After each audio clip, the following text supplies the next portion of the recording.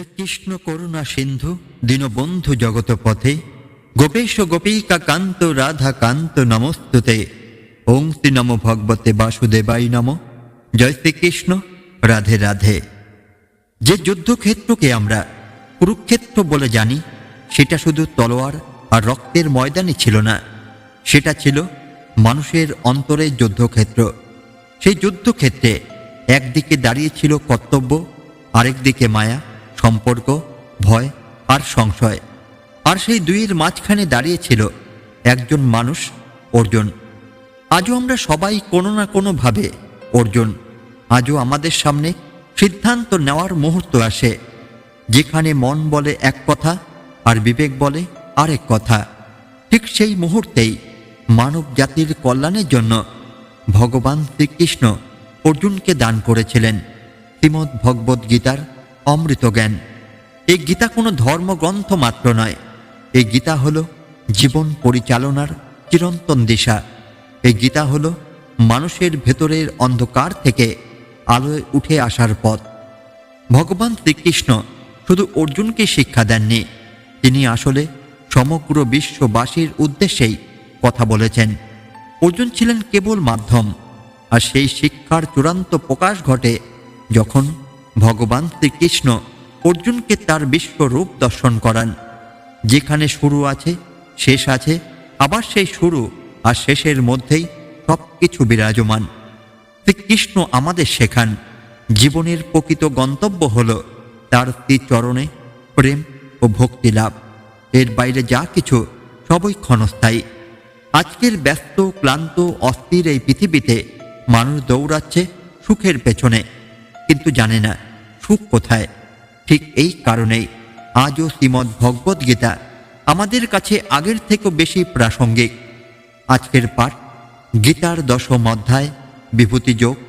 এই অধ্যায়ে ভগবান শ্রীকৃষ্ণ নিজেই বলছেন তিনি কোথায় কোথায় বিরাজমান, কোন কোন রূপে তিনি এই জগতে প্রকাশিত। আমরা জানি সম্পূর্ণ গীতা পাঠ শোনার মতো সময় আজ সবার হাতে থাকে না, তাই আপনাদের জন্য আমরা এই অধ্যায়কে ছোট ছোট পর্বে ভাগ করে এনেছি। প্রতিটি পর্বে থাকবে 4টি করে শ্লোক, যাতে করে অল্প সময়ে গভীর ভাব বুঝে নেওয়া যায়। আগের ভিডিওতে আমরা আলোচনা করেছি 1 থেকে 16 নম্বর শ্লোক। যদি সেই ভিডিওটি এখনও না শুনে থাকেন তাহলে অবশ্যই শুনবেন, কারণ প্রতিটি শ্লোক আগের শ্লোকের সাথে যুক্ত। আজকের ভিডিওতে আমরা পাঠ করব গীতার 10ম অধ্যায়ের 17 থেকে 20 নম্বর শ্লোক। এই শ্লোকগুলিতে অর্জুন প্রশ্ন করছেন, হে কৃষ্ণ, আমি কিভাবে আপনাকে সর্বদা স্মরণ করব? আর ভগবান শ্রীকৃষ্ণ উত্তর দিচ্ছেন এমন ভাষায় যা শুধু কানে শোনা নয়, হৃদয়ে ধারণ করার। এই কথাগুলো শুধু মহাভারতের যুগের জন্য নয়, এই কথাগুলো আজকের আমাদের জীবনও প্রতিটি শ্বাসে প্রযোজ্য। চলুন তাহলে মনকে একটু শান্ত করি, হৃদয়কে খুলে দিই আর শ্রবণ করি কৃষ্ণের মুখ থেকে নিঃসৃত সেই অমৃতবাণী, যা আজও আমাদের পথ দেখায়, আজও আমাদের জীবন বদলে দিতে পারে। গীতার 10ম অধ্যায়ের 17 নং শ্লোকে ভগবান শ্রীকৃষ্ণকে প্রশ্ন করছেন অর্জুন, কথং বিদ্যামহং যোগিত্বস্থাং সদা পরিচিন্তয়ং কেষু কেষু চ ভাবেষু চিন্ত্যহোষি ভগন্ময়া। অর্জুন বলছেন, হে যোগেশ্বর কৃষ্ণ, আমি কিভাবে তোমাকে সর্বদা স্মরণ করব? জীবনের কোন কোন অবস্থায়, কোন কোন রূপে তোমাকেই চিন্তা করব? এটি আসলে একজন মানুষের হৃদয় থেকে উঠে আসা সবচেয়ে বড় প্রশ্ন। আমি ঈশ্বরকে কিভাবে জীবনের সঙ্গে যুক্ত করব? বন্ধুরা, এই একটি শ্লোক শুধু অর্জুনের প্রশ্নই নয়, এই প্রশ্ন আমাদের সকলের। আজও মানুষ ঈশ্বরকে খোঁজে, কেউ মন্দিরে, কেউ পাহাড়ে, কেউ গ্রন্থে, আবার কেউ নিঃসঙ্গ রাতের চোখের জলে। কিন্তু প্রশ্ন একটাই, হে ভগবান, তোমাকে আমি কোথায় পাব? কুরুক্ষেত্রের যুদ্ধক্ষেত্রে দাঁড়িয়ে অর্জুন যখন এই প্রশ্ন করেন, তখন তিনি শুধু একজন যোদ্ধাই নন, তিনি প্রতিটি বিভ্রান্ত, ক্লান্ত, পথহারা মানুষের প্রতিনিধি। অর্জুন বলেন না তুমি কে, তিনি বলেন আমি কিভাবে তোমাকে চিন্তা করব। আজকের মানুষ অনেক সময় ঈশ্বরকে প্রমাণ করতে চায়, কিন্তু অর্জুন ঈশ্বরকে অনুভব করতে চান। যে প্রশ্ন করে সেই সত্যিকার সাধক। অর্জুন প্রশ্ন করছেন, কোন কোন ভাবের মধ্যে তোমাকে স্মরণ করব? মানে সুখে, দুঃখে, যুদ্ধে, সংসারে। ঈশ্বরকে আলাদা করে খুঁজতে হয় না। জীবনের প্রতিটি পরিস্থিতি তার প্রকাশ। সদা পরিচিন্তয়ন অর্থাৎ সচেতন স্মরণ। যান্ত্রিকভাবে নাম জপ করলে মন অন্যত্র থাকে, কিন্তু অর্জুন চান মন, বুদ্ধি, প্রাণ সবকিছু নিয়ে স্মরণ। ভক্তি মানে অভ্যাসী নয়, ভক্তি মানে জাগ্রত চেতনা। মহাভারতে আমরা দেখি ধৃতরাষ্ট্র প্রশ্ন করেননি, দুর্যোধন প্রশ্ন করেননি, কিন্তু অর্জুন বারবার প্রশ্ন করেছেন। যে প্রশ্ন করে সেই আলোর পথে যায়, যে প্রশ্ন ভয় পায় সে অন্ধকারে আটকে থাকে। অর্জুন জানেন জীবন সবসময় ধ্যানমগ্ন নয়, কখনো যুদ্ধ, কখনো সিদ্ধান্ত, কখনো দ্বন্দ্ব। আধ্যাত্মিকতা বাস্তব জীবন ছেড়ে পালানো নয়, বরং বাস্তব জীবনের মধ্যেই ঈশ্বরকে খুঁজে পাওয়া। আজ মানুষ বলে সময় নেই, মন বসে না, চাপ খুব বেশি। অর্জুনও তো যুদ্ধের মাঝখানে দাঁড়িয়ে। যদি যুদ্ধক্ষেত্রে ঈশ্বরকে স্মরণ করা যায়, তবে অফিস, সংসার, দুঃখের মাঝেও তা সম্ভব। এই প্রশ্নের উত্তরে কৃষ্ণ পরে বলেন, তিনি সূর্যের আলো, গঙ্গার প্রবাহ, বুদ্ধির বুদ্ধি। যেখানে শক্তি, সত্য, সৌন্দর্য, সেখানে ঈশ্বর। যুদ্ধের সময় ভীষ্ম শয্যাশায়ী অবস্থায় কৃষ্ণকে স্মরণ করেন। বিদুর রাজসভায় থেকেও কৃষ্ণ ভাবনায় নিমগ্ন।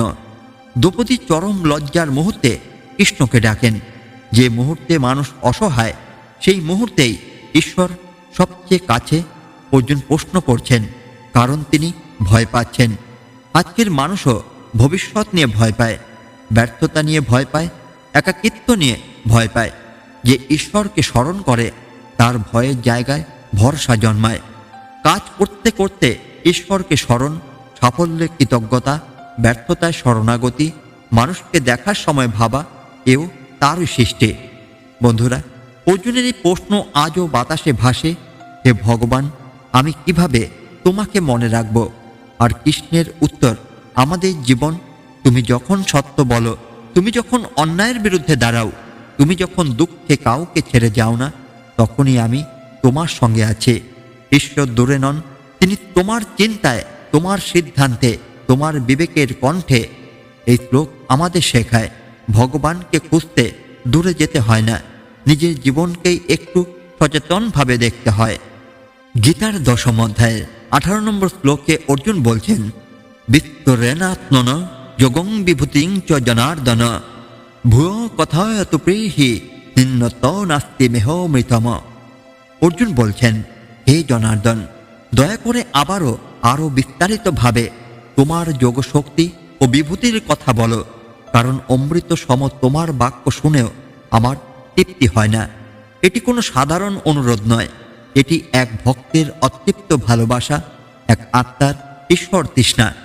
বন্ধুরা, মানুষ যখন কাউকে ভালোবাসে তখন একবার শুনে থেমে যায় না, বারবার শুনতে চায়, বারবার দেখতে চায়, বারবার অনুভব করতে চায়।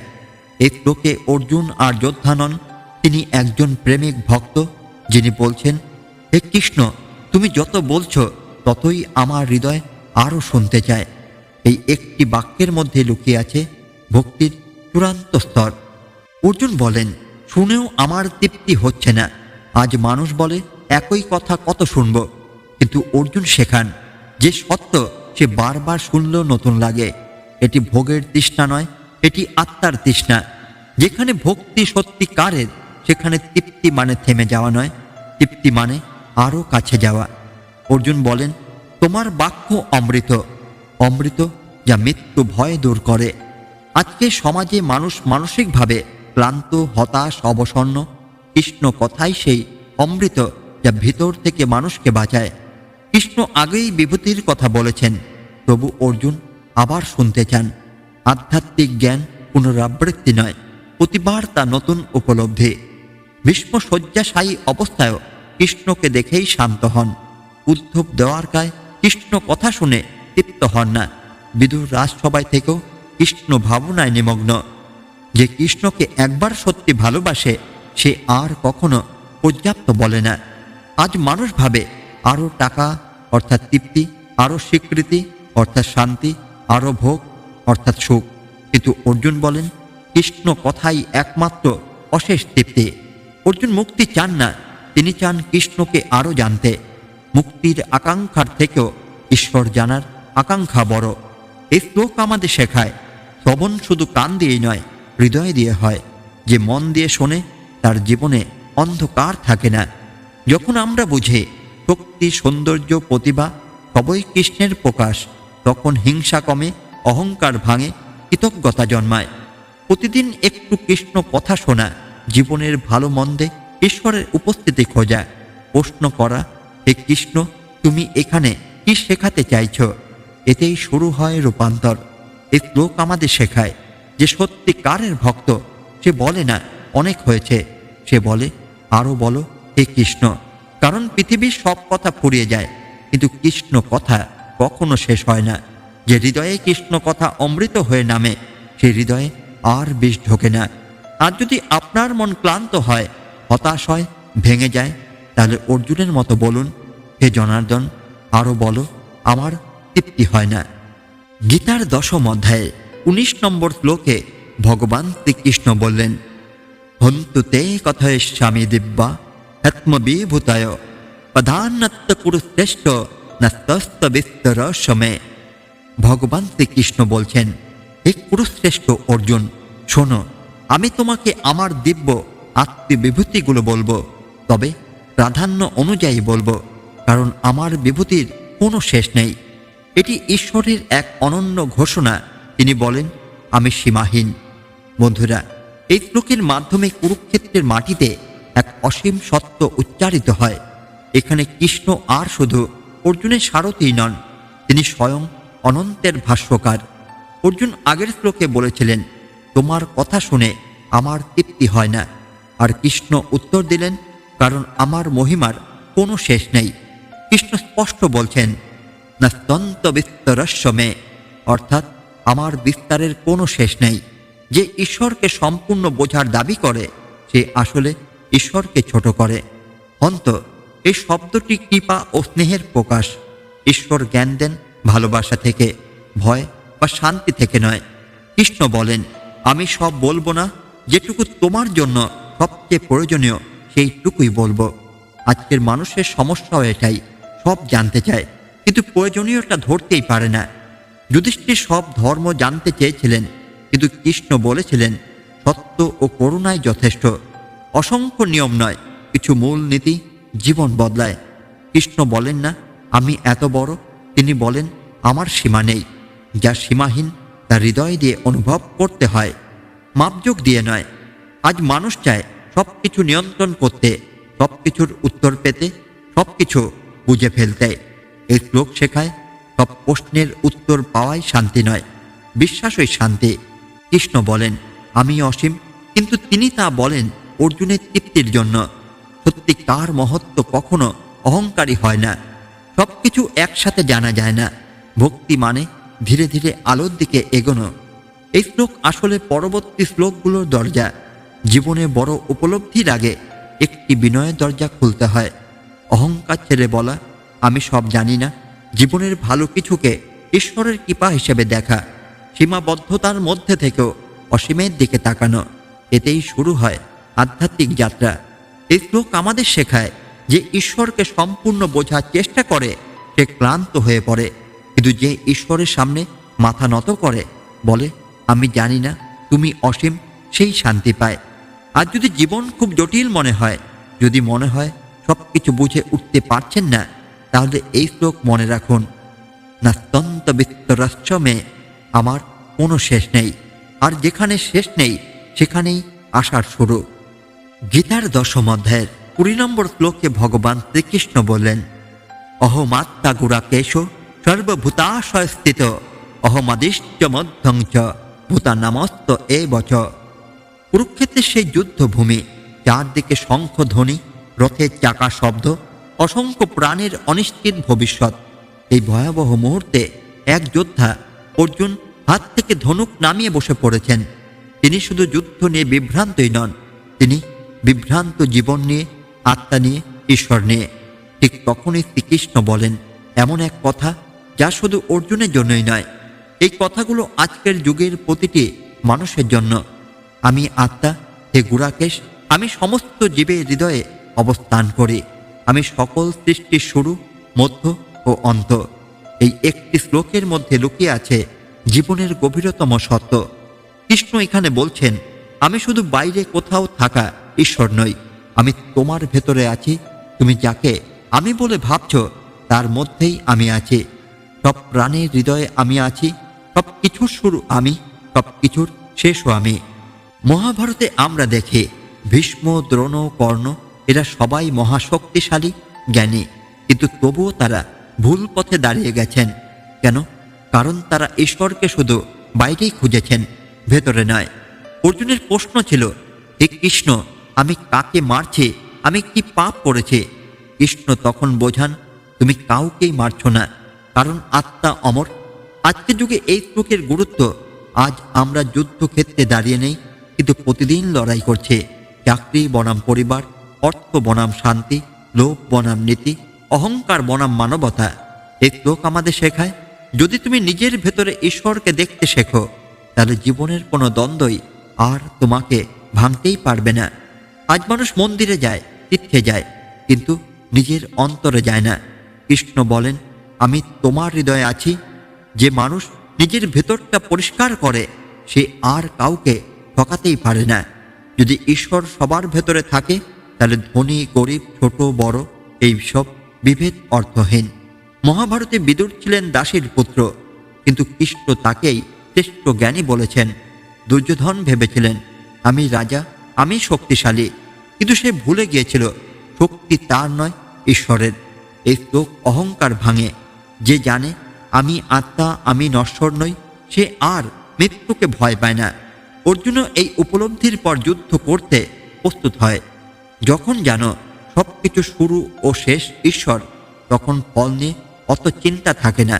আজকের মানুষ ফলের চিন্তায় পড়ে যায়। আজ বহু মানুষ বলে, আমি একা। কৃষ্ণ বলেন, তুমি একা নও, আমি তোমার হৃদয়ে আছি। যে বুঝতে পারে যাকে সে ঘৃণা করছে, তার ভেতরেও ঈশ্বর আছেন। সে আর সহজে ক্ষতি করতেই পারে না।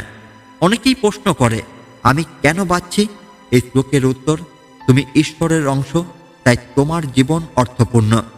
পাণ্ডবদের জীবন ছিল দুঃখে ভরা, কিন্তু তারা ভেঙে পড়েননি, কারণ তারা জানত সব কিছুর মধ্যেই কৃষ্ণ আছেন।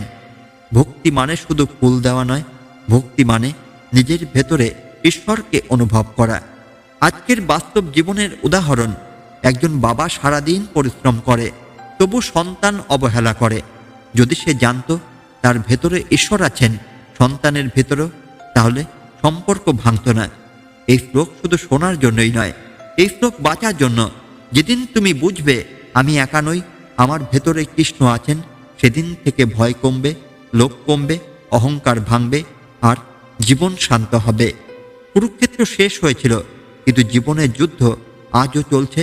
এই যুদ্ধ জিততে চাইলে এই একটি শ্লোকই যথেষ্ট। আজ আমরা যা শুনলাম তা শুধু কয়েকটি শ্লোকের ব্যাখ্যাই নয়, এগুলো হলো জীবনের গভীর সত্য।